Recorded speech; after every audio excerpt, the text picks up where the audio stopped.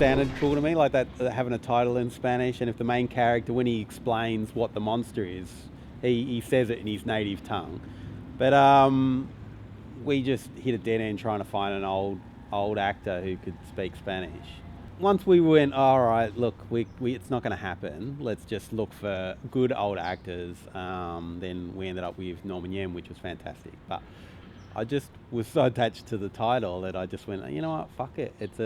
It's a play on exploitation films that stuff just doesn't make sense, and I stuck with it. The budget for Monstro was, again, it was 10 grand, but that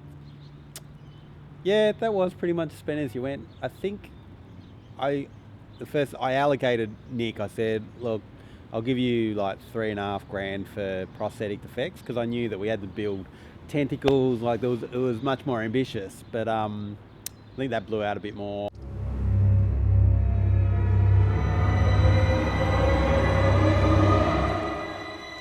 So the monster, Nick Kochis built it in different parts depending on what it was required for. The idea is it's a big sort of squiddy monster with tentacles with snapping jaws on the ends of them. So he built two, I think they were ladies' gloves, like evening gloves, and then he covered them in latex and then added teeth to them and painted them. And that was also operated by producer Fabian Pisani, who's an experienced diver, and he would go under the water with his diver suit, had weights so he could be buoyed at wherever he wanted to be. So he'd be just below the surface underwater with his mask on, and he'd just sort of puppeteered out of the water. And then there was the actual Monstro itself, where it's a full-size latex puppet. That only gets used a couple of times. I think we put it on the end of a broom handle and shot some underwater stuff of it going towards camera. So I think in the end we had it going backwards, and then I reversed the video so it came towards camera. But and then again when it's attacking the house, and that was just on like a green screen. But it's about that big.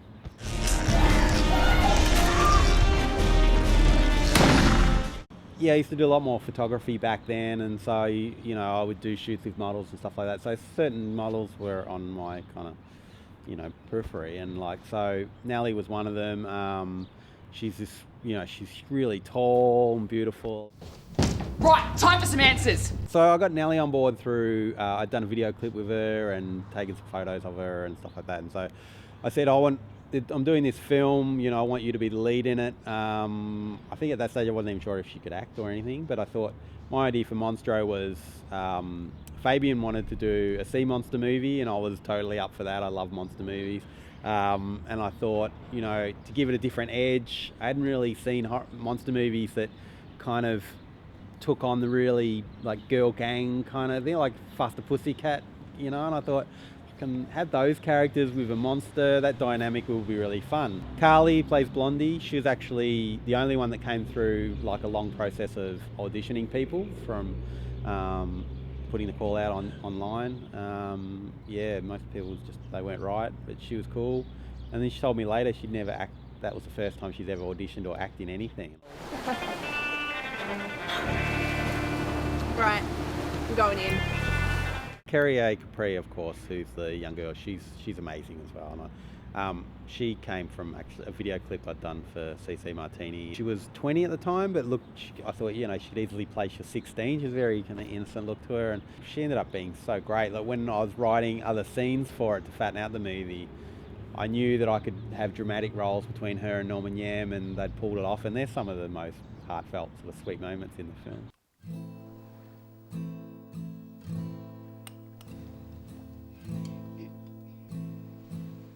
Shooting Monstro was thankfully a lot shorter period, but it was shot on weekends as well, but it was much more organised. I learnt my lesson. We kept it all in the same locations. It was all shot mostly at the shacks at this beach location. And that was over like 3.5 months. We had the luxury of building a set for it as well, which was fantastic.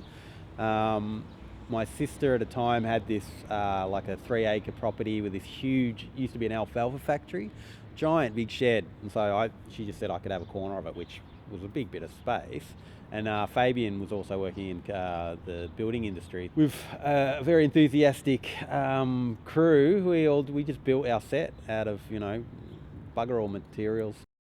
Monstro was a better reaction to that. I think when you have a concept like that, it kind of sells itself, It's and that's what I learnt too, to be much more clear with the type of film you're making. But that played at like about 26 festivals around, like a lot of the horror film festivals. Yeah, that was cool. I went to the Austin Film Festival for that. That was great. With every film, you just kind of call up or, hassle all the distributors in Australia anyway, because that's where I am. But Monster were kind of, I can't even think how we got onto them because they were so new. I think someone else suggested them, and I think I spoke to Neil, and he was like, "Yeah, that sounds cool. Let's chat," and blah blah. And then I didn't hear from him for a few months, and then spoke to him again, and yeah, we had a proper sit down and meet, and they were excited to make it their first Australian release.